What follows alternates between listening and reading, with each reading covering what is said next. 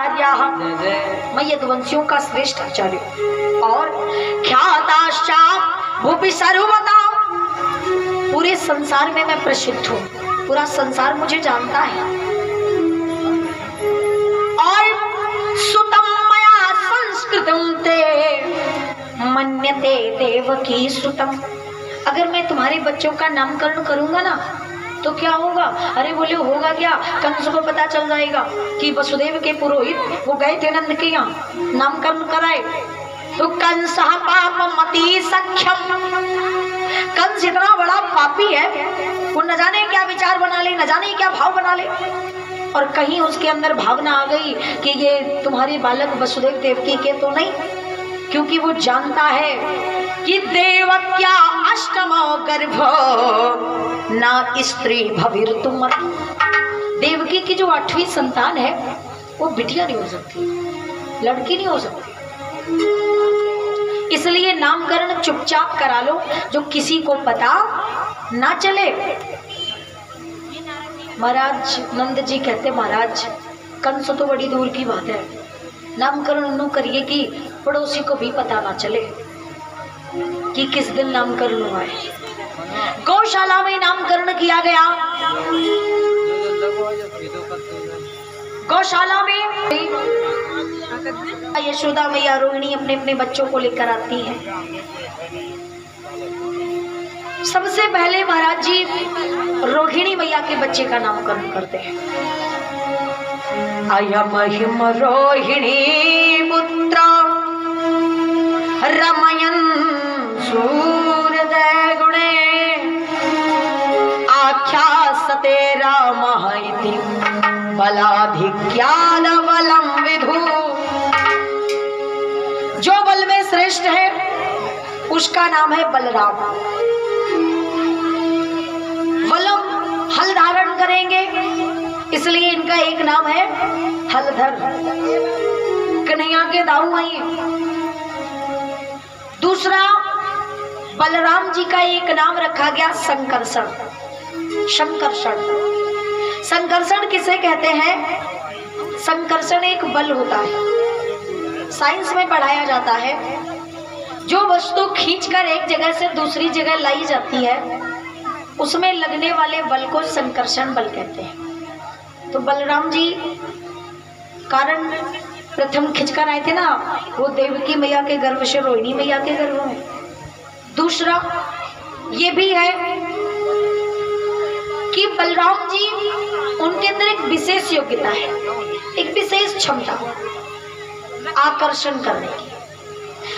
बलराम जी के अंदर एक योग्यता है कि बाय द वे किसी की कितनी भी लड़ाई हुई हो, लेकिन अगर बलराम जी बीच में पड़ गए तो दोनों पक्ष उनकी तरफ मतलब आकर्षित हो जाते हैं, अट्रैक्टिव हो जाते हैं, और आपस में सुलह नहीं होने वाली हो तो भी कर लेते हैं। आकर्षण कर कर सबको आकर्षित कर लेने वाले हैं, इसलिए इनका नाम संकर्षण है। उसके बाद यशोदा के बेटे का नामकरण हुआ। तो यशोदा का बेटा कौन है?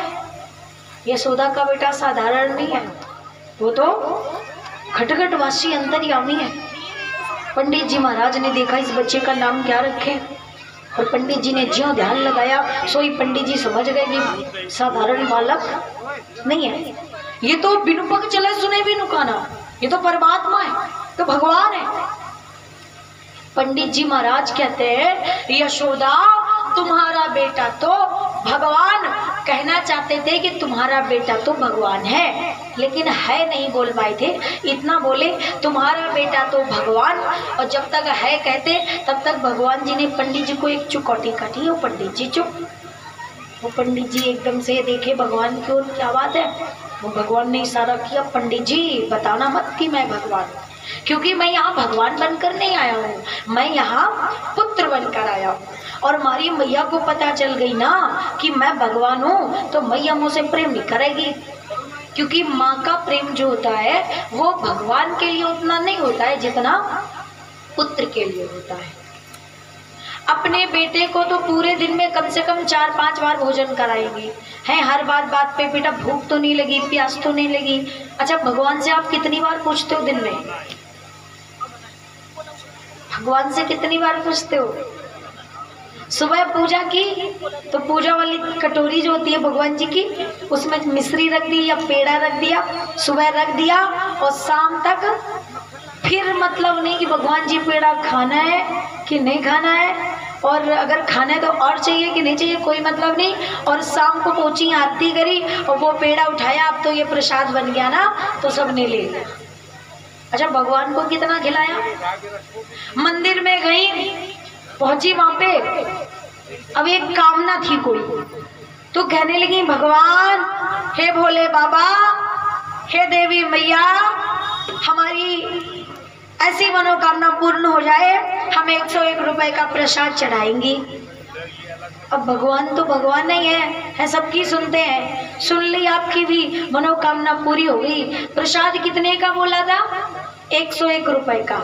याद आया प्रसाद चढ़ाना है, गई दुकान पर 101 रुपए की मिठाई खरीदी, पहुंच गई मंदिर में। प्रसाद कितने का बोला था? 101 का। लेके कितने का पहुंची? 101 का। अच्छा, लेके तो गई, लेकिन भगवान पर चढ़ाया कितना? भगवान पर कितना समर्पित किया? साबुत एक पेड़ा नहीं चढ़ाती, सही बात, आधो पेड़ा। अब हम क्या करते? तुम मुँह खाओ। एक मंदिर में तो कई एक मूर्ति होती है ना, तो एक पेड़ा में जत्ती मूर्ति हो, अब पेड़ा रहा है सूखो का, वो खोआ कम शक्कर ज्यादा है, मोल वाले ऐसे तो मिलते हैं, तो वो मूर्ति पेड़ा लग नहीं रहा था, तो क्या कर रही? मूर्ति में अंगूठा लगा के ठोस ही नहीं भगवान के मुख है, ये चिपकाए पेड़ा। सही बात, ऐसी मूर्ति बनाई कि वही में पता है ना चलती कि भगवान को मुंह कहाँ है। हाँ, इसीलिए मंदिरों में लिखा होता है मूर्तियों को हाथ लगाना मना है।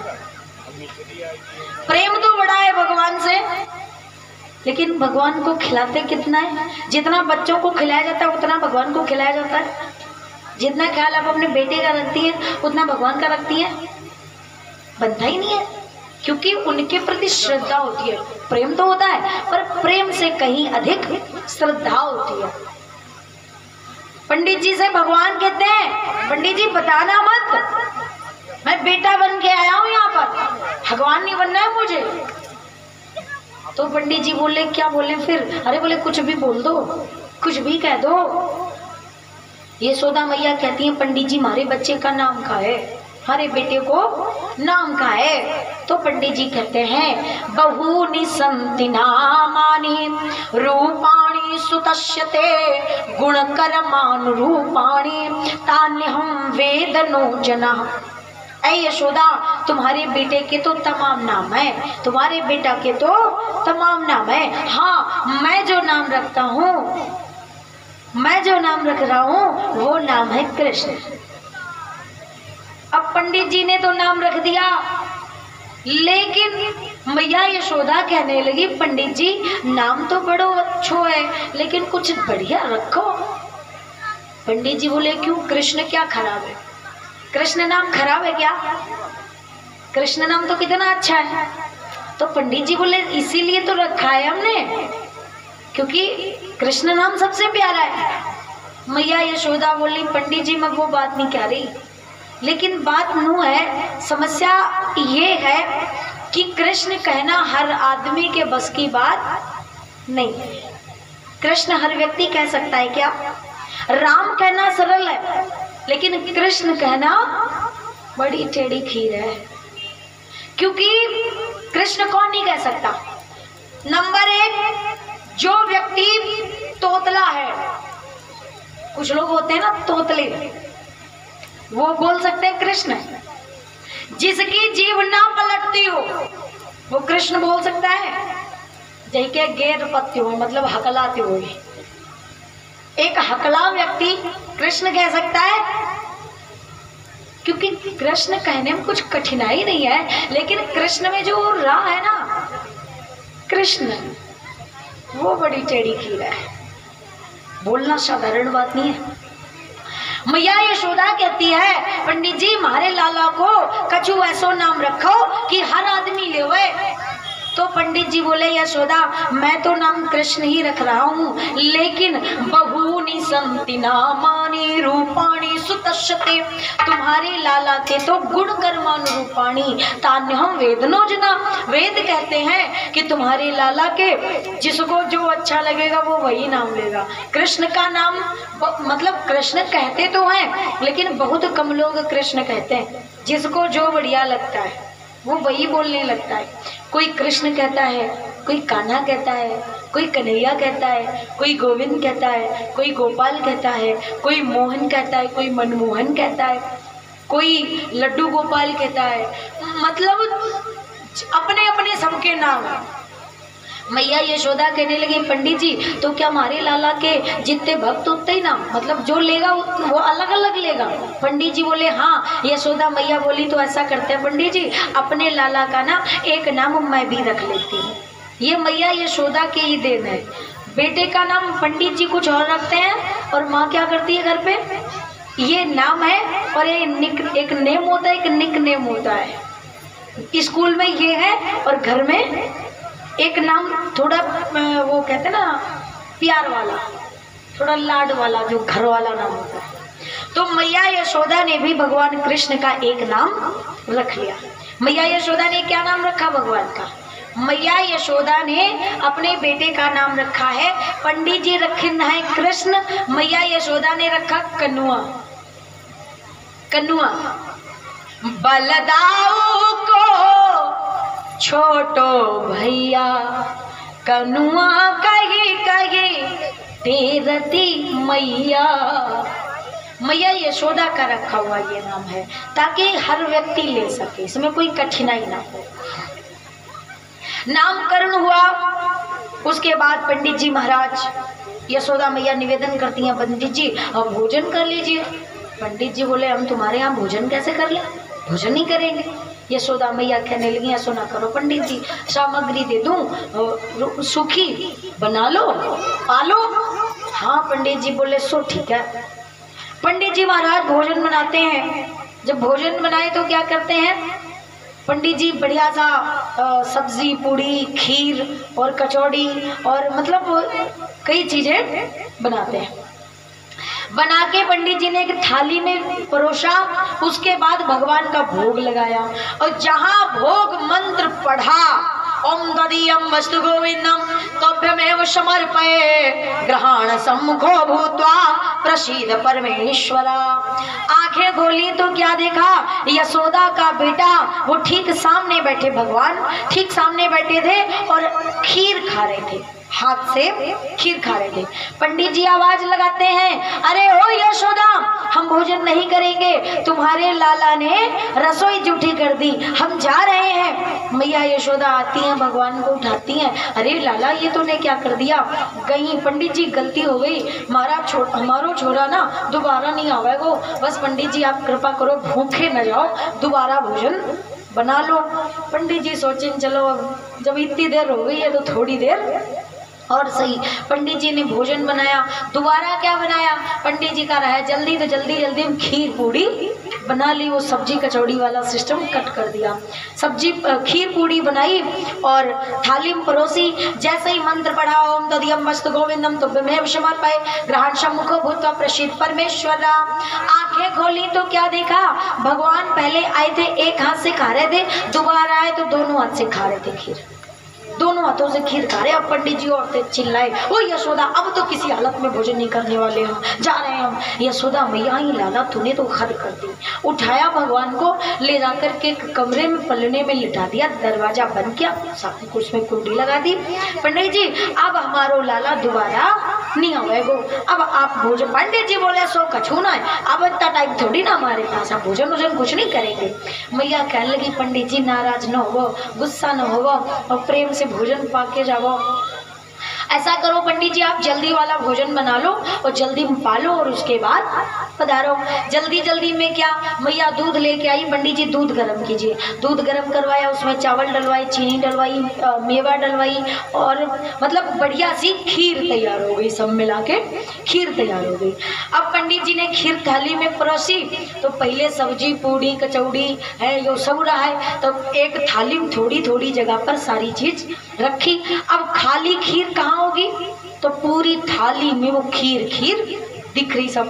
पंडित जी ने आंखें बंद की, मंत्र पढ़ा, ओम तो दिगंबस्तु गोविंदम तो में समर्पय ग्रहण सम्मुखो वो तो प्रसिद्ध परमेश्वर। और जहां आंखें खोली तो क्या देखा, पहली बार भगवान आए थे तो एक हाथ से खा रहे थे, दूसरी बार आए थे तो दोनों हाथों से खा रहे थे, अब तो थाली में ही बैठ गए, थाली में बैठे और दोनों हाथों से खा रहे। अब पंडित जी बड़ी गुस्सा में और तेज लगाया आवाज, यशोदा अब किसी कीमत पर हम भोजन नहीं करेंगे। मैया दौड़ के आई, मैया ने सोचा शायद कोई दूसरी दिक्कत होगी, क्योंकि बेटा तो कमरे में बंद करके आई है ना। आई देखा लाला तो खीर वाली थाली में बैठा। मैया यशोदा तुरंत वहां से चली। पहले मन में सोचा देख तो लूं मेरा लाला, आखिर इतना छोटा सा लल्ला और उसने गेट खोल कैसे लिया। मैया आई, बाहर से देखा रूम बाकायदा बंद, उसमें कुंडी लगी आराम से। मैया ने खोली वो कुंडी, गेट खोला, अंदर पालना, पालने में भगवान सो रहे थे, पालने में सो रहे थे। मैया यशोदा को तसल्ली हुई, चलो हमारा भ्रम था वो। मैया वहीं से बड़ी तेज आवाज लगाती है, पंडित जी मारो छोरा तोड़। बस इतने ही बोल के रुक जाती है। क्यों? क्योंकि हमारो छोरा तो कहना चाहती थी पालना में लेटो है, लेकिन वो तो आगे थाली में बैठा दिख रहा है। अब पालने के पास आवे तो भगवान सो रहे पालने में, और पंडित जी के पास जाए तो थाली में बैठे कन्हैया। मैया यशोदा पुनः पालने के पास आई, देखा भगवान सो रहे। मैया वहीं पर मूर्छित होकर के गिर पड़ी। हे भगवान, दो दो लाला, दो दो कन्हैया, यहाँ दुई बालक दे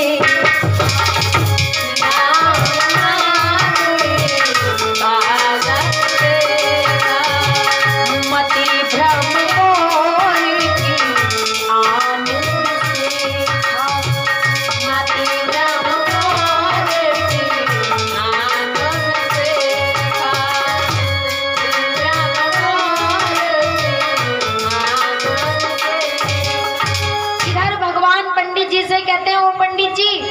देखो, ये वही पंडित जी हैं जब नामकरण किया था तो पहचान गए थे कि ये भगवान है।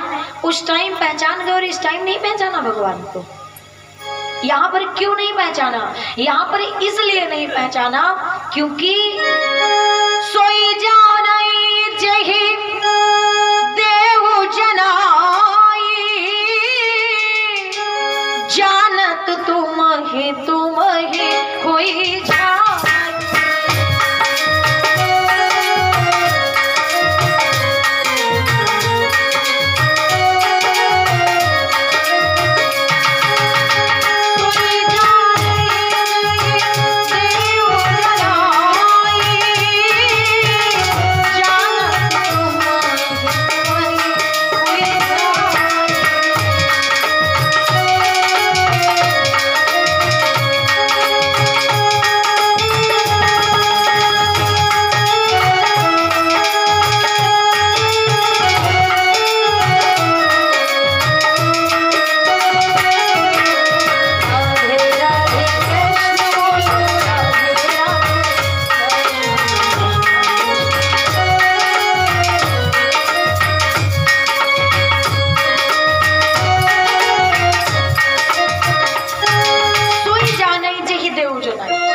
वही जान सकता है जिसको भगवान जनवाना चाहते हैं।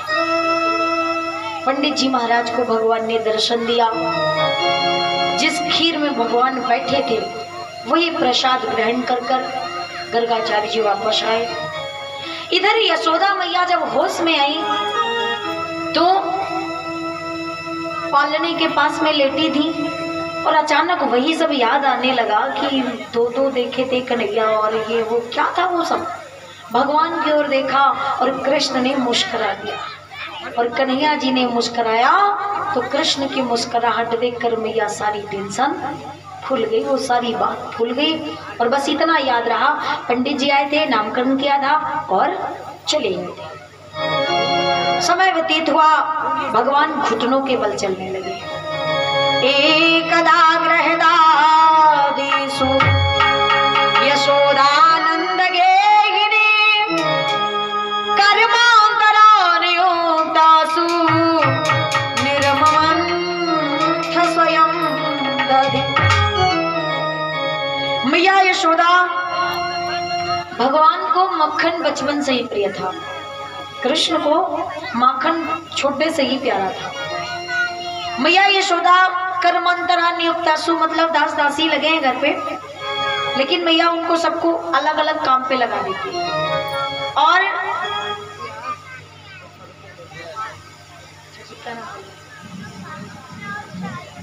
सुरेंद्र सिंह भैया जी लखनऊ से, सुरेंद्र सिंह दादाजी लखनऊ से, इनके यहाँ से 51 मुद्राएं मुझे तथा जितने भी लोग मंच पर बैठे हैं सभी लोगों के लिए वस्त्र दान हुआ है।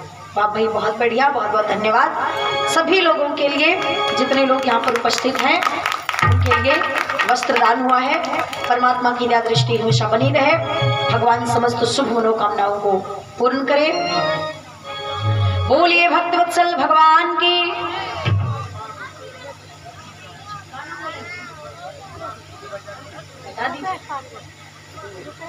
रूपेश पांडे जी, इनके यहाँ से 101 मुद्राएं मुझे और 10-10 मुद्राएं मंच पर बैठे हुए सभी भैया लोगों को। अच्छा, राहुल सिंह चौहान, राहुल सिंह चौहान भैया जी के द्वारा 151 मुद्राएं मुझे और 10-10 मुद्राएं मंच पर बैठे हुए सभी भैया लोगों को पुरस्कार स्वरूप प्रदान हुई हैं। परमात्मा की दया दृष्टि हमेशा बनी रहे, भगवान समस्त शुभ मनोकामनाएं पूर्ण करे। बोलिए भक्तवत्सल भगवान की, देवी मैया की। आरती अवस्थी, इनके यहाँ से 501 मुद्राओं का दान भगवान के श्री चरणों में हुआ है। परमात्मा की दया दृष्टि हमेशा बनी रहे। अलग अलग करके दे दीजिए। और 50 मुद्राएं मुझे तथा 10-10 मुद्राएं मंच पर बैठे हुए सभी भैया लोगों को पुरस्कार स्वरूप प्रदान हुई हैं।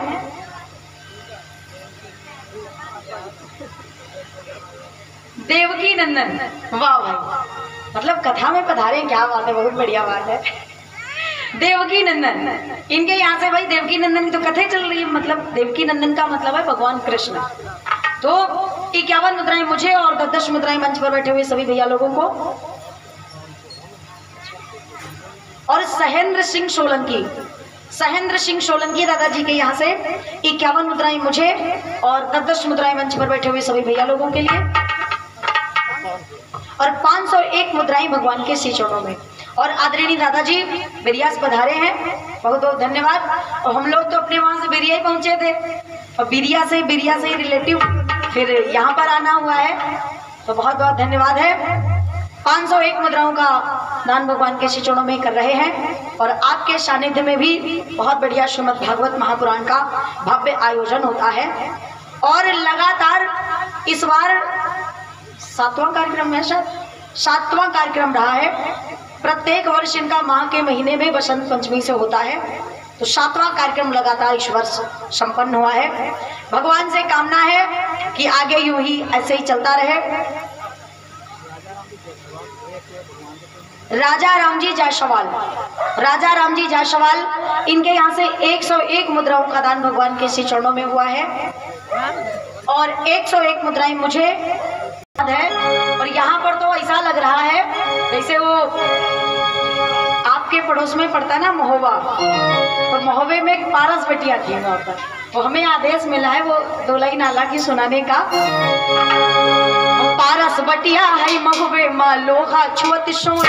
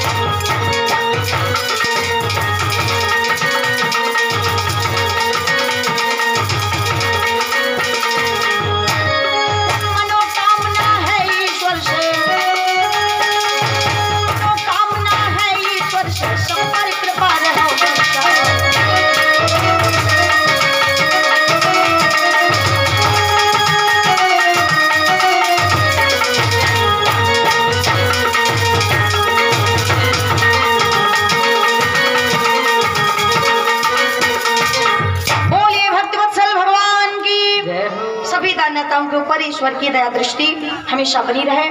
भगवान आप सबकी समस्त शुभ मनोकामनाओं को पूर्ण करे। बोलिए भक्तवत्सल भगवान की, देवी मैया की। महाराज, भगवान की जितनी भी लीलाएं हैं वो परम अद्भुतमयी, परम आनंदमयी है। यशोदा मैया वो दधी मथने का कार्य एक दिन स्वयं करती है और जैसे ही दधी मथने बैठी तो भगवान कृष्ण मैया यशोदा के पास में आते हैं। यशोदा मैया के पास आए और यशोदा मैया से उन्होंने मैया जो दधी मथ रही थी मथानी वो पकड़ ली भगवान ने। एक समय ग्रह के अंदर दधिला की बिलोवन नंद की रानी, ताही समय आए घनश्याम उन जाए कहीं दो हाथ मथानी। भगवान ने दोनों हाथों से मथानी पकड़ी, मटकी में उजक कर देखा और भगवान ने उजक कर देखा तो दृष्टि का प्रभाव मालूम है क्या हुआ? देखती ही दधि दोनों भयो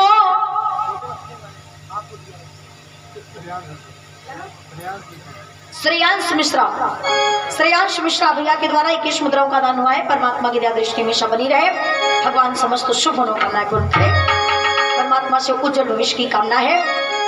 देखत ही दधि दोनों भयो तब से सहसे गिरिजा कुलानी। शेष जी हंसने लगेगी लेकिन पार्वती मैया वो कहती है, पिया नाथ इतना हलाहल क्यों, जो सुधाधर को भाल लाना पड़ा। इतने में नगर में शांत हुई तो गंगा का भार उठाना पड़ा। क्या जरूरत थी इतना जहर पीने की? देखो कन्हैया ने देखा और नहीं दूना हो गया। भगवान की नजरों में वो शक्ति है कि मटकी जो आधी भरी थी ना वो पूरी भर गई। भगवान ने मैया यशोदा से पूछा, माँ मुझे ये बताओ, तुम हमेशा जब मैं देखता हूँ दूध के काम में लगी रहती हो, तुम्हें दूध प्यारा है या पूत प्यारा है? मैया ने सोचा क्या बताऊं। मैया कहती है अब मुझे पूत प्यारा है। कह तो दिया मैया ने मुझे पूत प्यारा है, लेकिन माताओं को सबसे ज्यादा पूत प्यारा नहीं होता है। सबसे ज्यादा प्यारा क्या होता है? माताओं को सबसे ज्यादा प्यारा पूत से दूध प्यारा होता है।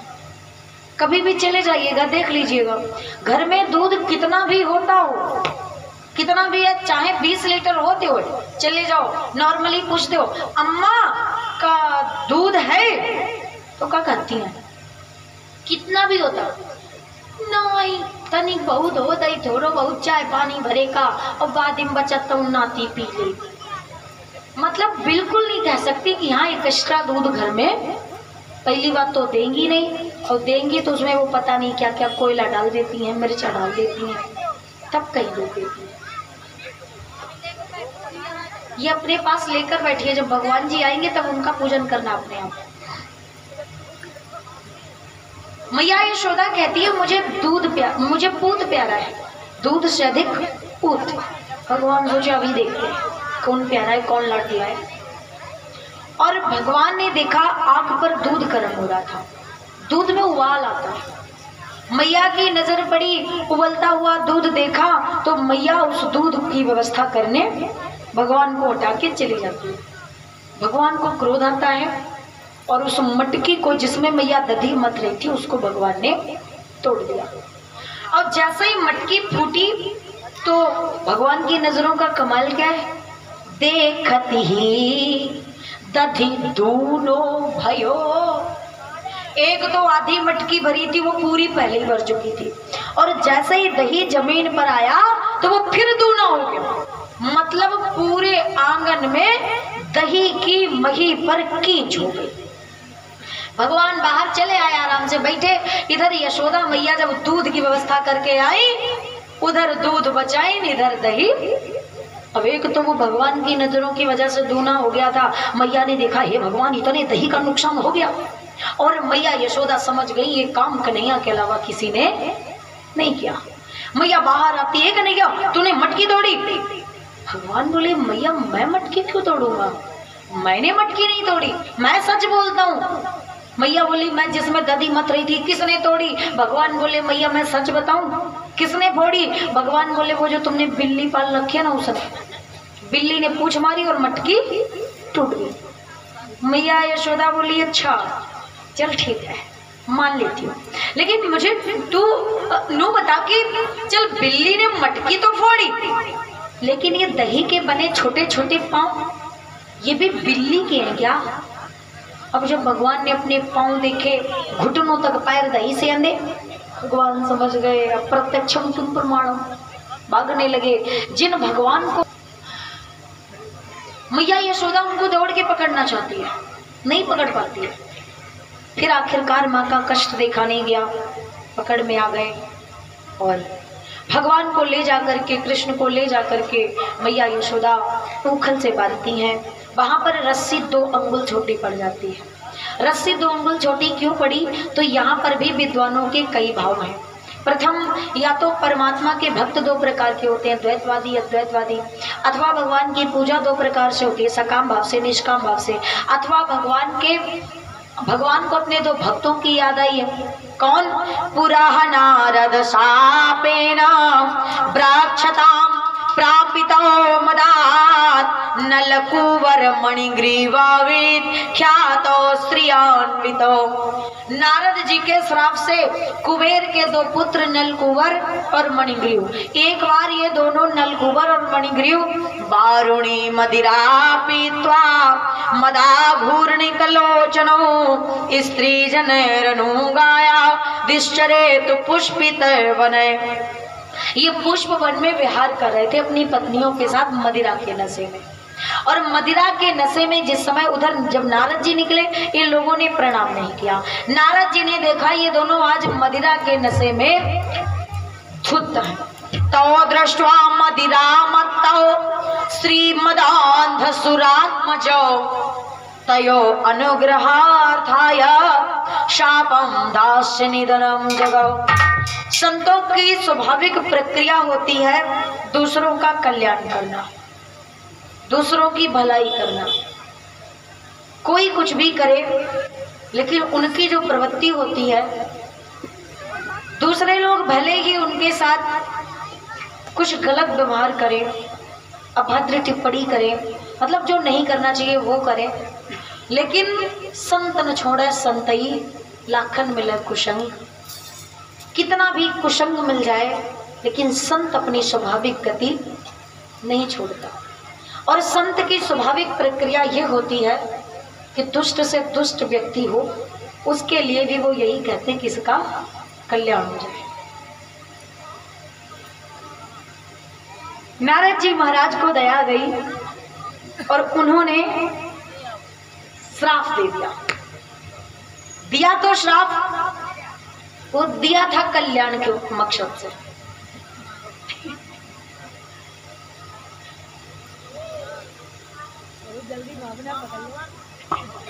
बोलिए भक्तवत्सल भगवान की।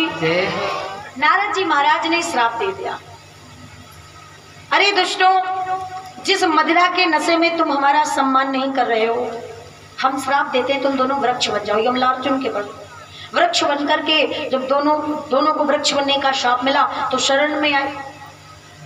कहा महाराज कल्याण कैसे होगा? तो हमने आपको बताया ना, संतों की प्रवृत्ति होती है दूसरों का कल्याण करना। पहले श्राप दिया फिर निवारण कर दिया, बोले स्वयं भगवान तुम्हारा कल्याण करेंगे।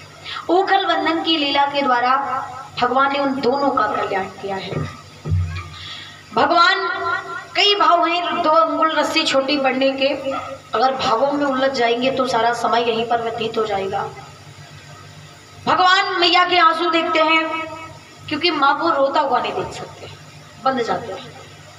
ऊखल लेकर के गए, दोनों वृक्षों को स्वयं बीज से निकले, ऊखल अटक जाता है, ताकत लगाने पर दोनों वृक्ष जड़ से उखड़ गए। नलकुवर मणिग्रीव असली भेष में आए, भगवान की स्तुति की। गोपानंदा द्वाश्वता दुमयोपात तो स्वयं। नंदादिकों ने सुना कि 2 वृक्ष बड़े बड़े गोपानंदा द्वाश्रुत्वा द्रुमयोपात तो स्वयं, अपने आप लाला के ऊपर 2 वृक्ष गिर पड़े। इन लोगों ने सोचा शायद ये भी राक्षसों का कोई उत्पात है, इसलिए अब हमारा यहाँ रहना उचित नहीं है। कहाँ चले? तो बोले वो गांव का वास छोड़ दिया जाए। और गांव से आदमी कहाँ जाता है? सिटी, और सिटी से गांव। भाई यहाँ से वहां, वहां से वहां। तो गोकुल उस समय गांव था और शहर कौन सा है? वृंदावन में। तो सब गोकुल वासियों ने वृंदावन में वास किया। बोलिए वृंदावन धाम की, वृंदावन बिहारी लाल की। वृंदावन वैसे भी बहुत सुंदर है, लेकिन अब तो शोभा सागर आ गए हैं, तो अब उसकी सुंदरता का वर्णन करना असंभव है। सब वनों का राजा, सब सुंदरताओं की खान। वृंदावन में भगवान ने वास किया। नित्य प्रति नई लीलाएं करते हैं। क्रीड़ा ही वो फलानीति श्रुत्वा सस्वरमुच्यतम फलार्थी धान्यमादाय ययौ सर्व फल प्रदः। एक दिन भगवान ने एक फल बेचने वाली पर कृपा की। वृंदावन में एक ग्वालिन रहती है, बड़ी गरीब ग्वालन है। ऐसे समझ लीजिए कि वो ग्वालन फलों को बेचकर अपना गुजारा करती थी, अपना घर चलाती थी। और भगवान जब दुख देता है तो भी कुछ गिनती नहीं करता, काउंटिंग नहीं करता।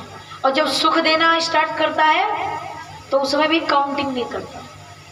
तो अब प्रथम तो वो गरीब है इतनी कि फल बेचकर जो अनाज मिलता है वो खाती है। दूसरे अवस्था भी कुछ अधिक है, तो थोड़ा काम करती थक जाती क्योंकि बूढ़ी बाड़ी है। दूसरा, उसके कोई बच्चे नहीं है, मतलब सहारा भी कोई नहीं है, पति पत्नी बस दो। लेकिन वो कुछ भी करती, भगवान का भजन करती और फल बेचकर बड़े अच्छे से अपना मतलब राम राम करती, समय व्यतीत करती। रही मन चुप हुई बैठिए, देख दिनन के फेर, नी के दिन जब आएंगे तब बनती न लगी है रे। माना कि समय अच्छा नहीं चल रहा है, कुछ विपरीत चल रहा है, कुछ ऐसी परिस्थितियां है, कुछ ऐसे कारण, तो समय प्रतिकूल है। कोई बात नहीं, किसी दिन अच्छा समय जरूर आएगा। आज अगर कष्ट है, दुख है, तो दुख के बाद सुख का समय जरूर आएगा। और जब अच्छे दिन आएंगे तो क्या होगा? नी के दिन जब आएंगे तब बनती न लगी है देर। समय नहीं लगेगा और बिगड़े काम भी बन जाएंगे। इसलिए जब समय दुख का हो तो परेशान मत होइए, दुखी मत होइए, शांति से व्यतीत कर लीजिए। कोई नहीं, आज समय विपरीत है और थोड़े दिन के बाद बहुत जल्द समय अच्छा आएगा। और जब अच्छा समय आएगा तो बिगड़े हुए काम भी बन जाएंगे। धीरज रख, कहते ना वो समय ऐसा जरूर आएगा, जो हंसी उड़ाते ना उनका चेहरा जरूर उतर जाएगा। समय व्यतीत हुआ। एक दिन भगवान कृष्ण सुबह सुबह अपनी माँ से रोटी मांगते। बच्चों की आदत होती ना, आँख खुली नहीं कि भूखे, रोटी मांगते। भगवान बाल लीला कर रहे थे। मैया ने एक रोटी भगवान को माखन लगा के पकड़ाई। वो बच्चे कैसे खाते हैं? एक जगह बैठ के पूरे घर से बाहर, बाहर से घर, कूद कूद कर। भगवान भी कुछ ऐसे ही खा रहे थे। धूरी भरे अति शोभित श्याम जू, तैसी बनी सिर सुंदर चोटी, खेलती खाद फिरे अंगना, पग पैंजनी बाजत पीर कछोटी, आंगन मां मणिखंभ लगे, प्रतिबिंब निहारी खवावत रोटी, कागज भाग बड़े सजनी, कागज भाग कहा कहियो, हरि हाथ से ले गयो माखन रोटी। महाराज कागभूषुंडी जी का आगमन हुआ। भगवान के हाथ से अहो भाग्य, भगवान की जूठी रोटी। लेके चले गए। माँ के पास भगवान दोबारा रोटी मांगने जाते तो मैया कहती अब थोड़ा रुक जाओ, उसके बाद मिलेंगे। बाहर आए, बैठ गए, रोने लगे, लीला करनी थी। उसी समय एक ग्वालिन निकली, सर पर डलिया रखे फलों की, आवाज लगा रही है फल ले लो, फल ले लो। भगवान उसके पास में गए, माँ मुझे बड़ी तेज की भूख लगी है, फल दे दो। फल बेचने वाली ने कहा बेटा मैं अनाज लेकर फल देती हूँ, घर से अनाज लेकर आओ। तो भगवान क्या करते, फलार्थी धान्य मादाय, आंगन में अनाज का ढेर लगा था, गए अंजलि भर कर लाए, मुट्ठी बंद कर कर दौड़ के आए। लेकिन अब एक तो छोटे से बच्चे हैं, बच्चों के हाथ में अनाज कितना आएगा, और छोटे छोटे बच्चों की मुट्ठी कैसे बंद होती है, कोई चीज पकड़ाओ, और वो भी अनाज। सारा अनाज तो निकल गया, बस दो दो दाने शेष बचे थे, और भगवान ने ला करके उस मैया की डलिया में डाल दिए। लो अब तो फल दे दो। फल बेचने वाली से भगवान ने कहा माँ मुझे फल दे दो। उसके कोई बच्चे नहीं है, कोई माँ कहने वाला नहीं है। उसने सोचा अनाज छोड़ो, इसने तो माँ कह दिया वही बहुत है। आज तक तो मुझे मेरा कोई बेटा नहीं बना, पर ये मेरा पुत्र है, ये मेरा बेटा है। इसलिए वो कहती है बेटा मैं फल तो तुम्हें दूंगी, लेकिन क्या तुम एक वचन दोगे मुझे? हाँ भगवान बोले बोलो। मैया कहती है, वो ग्वालन कहती है ऐसा करना तुम हमें रोज मिला करना, यहीं पे हम रोज आएंगी और तुम्हें बिना अनाज के फल दे जाएंगे। भगवान मुस्कुराए, मन ही मन में सोचा आज तो दो, पहले कल से देखते हैं कैसे आती हो। अरे छुट्टी मिलेगी तो आओगी ना। फल बेचने वाली ने भगवान को फल दिए, डलिया सर पे रखी, चली तो पीछे से भगवान ने अपने दोनों हाथ उठा दिए।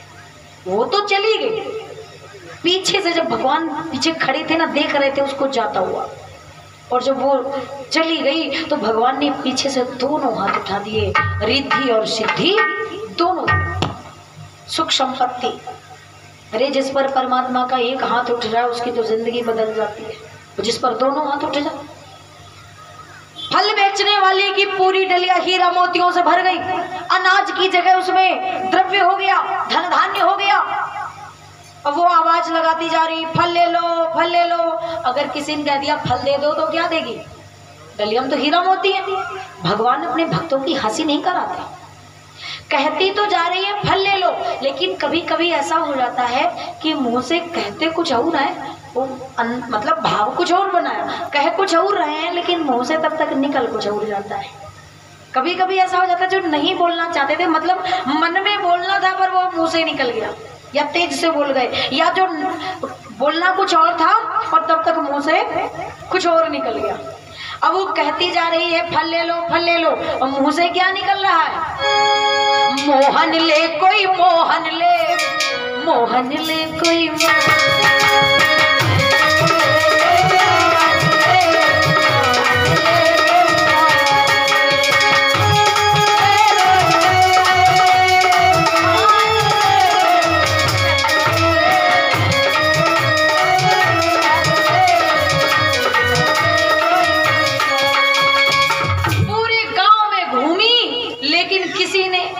फल बेच रही होती तो कोई कहता हाँ भैया दे जाओ, और वो तो मोहन को बेच रही है, वो भगवान को कौन खरीदे। किसी ने नहीं कहा कि हमें कुछ देती जाओ। मन में सोच रही भगवान पता नहीं गांव वाले को क्या भाव है, आज तो एक फल नाग को पता नहीं क्या खाऊंगी मैं, क्या खाएंगे अपने मेरे पतिदेव। सोचते सोचते अपने घर जाती है, तब तक जब तक घर पहुंची तब तक पूरी डलिया हीरा मोतियों से भर गई। वजन ज्यादा हो गया तो उसने अपने पति को आवाज लगाई, स्वामी जरा आगे ये डलिया उतरवाइए, वजन ज्यादा, मैं आगे नहीं बढ़ पा रही हूँ। तो उसके जो उसका पति था वो बूढ़े बाड़ी ग्वाल, वो भी आए और उन्होंने वो डलिया उतरवा के जमीन में रखी, और डलिया उतरवा के जो जमीन में रखी सो एकदम से आंखें चमक गई। हीरा मोती देखे हैं, कभी सपने में ना देखे इतने, और उतने देख लिए। हे बुढ़िया, हाँ स्वामी बोल, किसकी चोरी करके लाई है? चोरी? वो कहती है आज तो फल नहीं बिके, फल भी नहीं बिके, चोरी नहीं बिकी, तो ये हीरा मोती कहाँ से आए? उसने देखा तो कहने लगी स्वामी ये चोरी के नहीं है। मन में सोचा कि मैं तो फल ही बेच रही थी, हाँ याद आया, जब मैंने कृष्ण को फल दिए थे उसके बाद दोबारा डलिया चेक नहीं करी, वहीं से कुछ हुआ है। कहने लगी स्वामी ये तो जादू है, जादू किसका? अरे कहा स्वामी उसी का। किसका? अरे वो है ना यशोदा का छोरा। हमका लगाई दियो टोना, हम पे चलाई दियो टोना, किशोर गोर सांवर सलोना।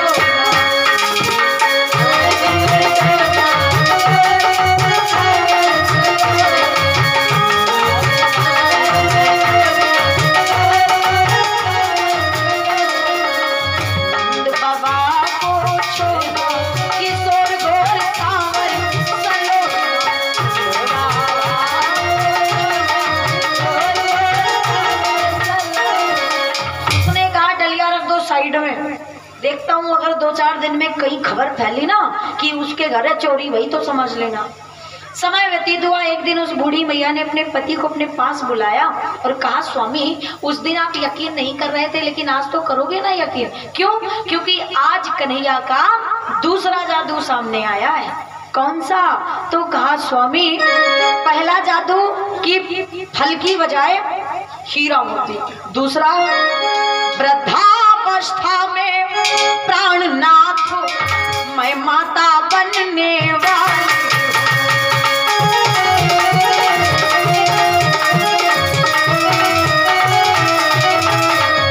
अब रुद्र तुम्हारा वंश प्रभु उपहार सौंपने वाली हूँ।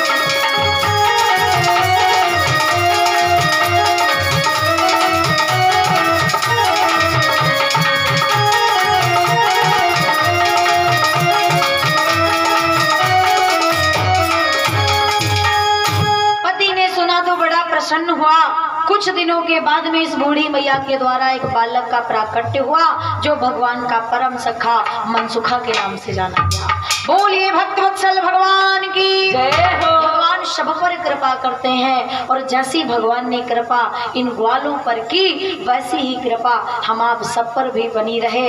भगवान से प्रार्थना है, आओ एक लाइन में भगवान से कुछ निवेदन करें। उसके बाद अभी हम आपको सबको गिरिराज जी के धाम तक चलना है, गोवर्धन पूजन करना है।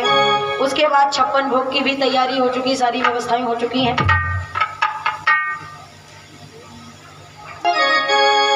मेरे कान्हा तेरी नौकरी, भगवान की नौकरी करनी है तो भगवान से प्रार्थना करनी, बस तुम्हारी नौकरी करनी है। और जिनको जिनको करनी है, हमारी तो खैर ऑलरेडी भगवान ने ड्यूटी लगा रखी है। हाँ, इससे बढ़िया नौकरी मुझे तो नहीं लगती ना दूसरी होगी। तो जिनको जिनको भी भगवान की सेवा में रहना है तो हमारे साथ आप भी बोलिए, मेरे कान्हा तेरी नौकरी सबसे अच्छी है सबसे खरी। ओ मेरे कान्हा तेरी नौकरी सबसे अच्छी है सबसे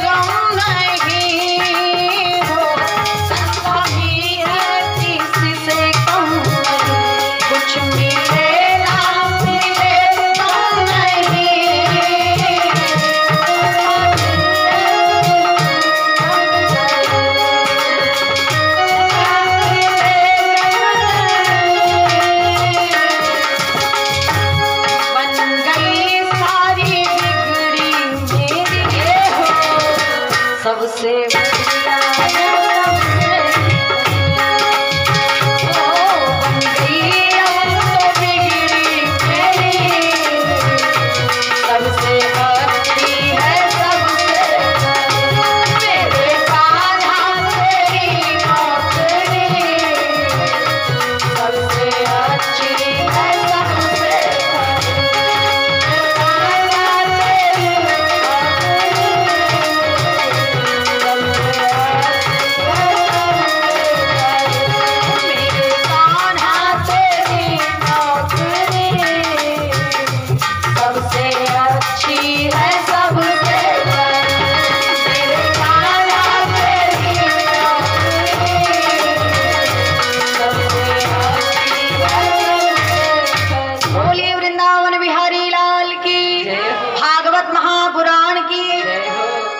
भगवान की समस्त लीलाएं परम अद्भुतमयी, परम आनंदमयी, परम दिव्यमयी है।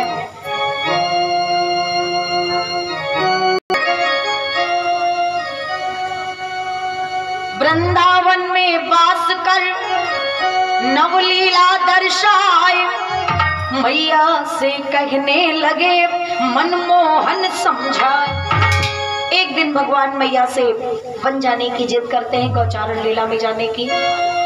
भगवान की सबसे पहली प्रिय लीला है माखन लीला, जिसका कारण भूख नहीं था, वो स्वयं गोपियों की इच्छा थी। जिस दिन भगवान जिस गोपी के घर में जाते थे ना, सोई गोपी मैया यशोदा के पास वो लहना लेके जाती थी, मैया तुम्हारा कन्हैया में परेशान करता है, हमारे घर पे आता है।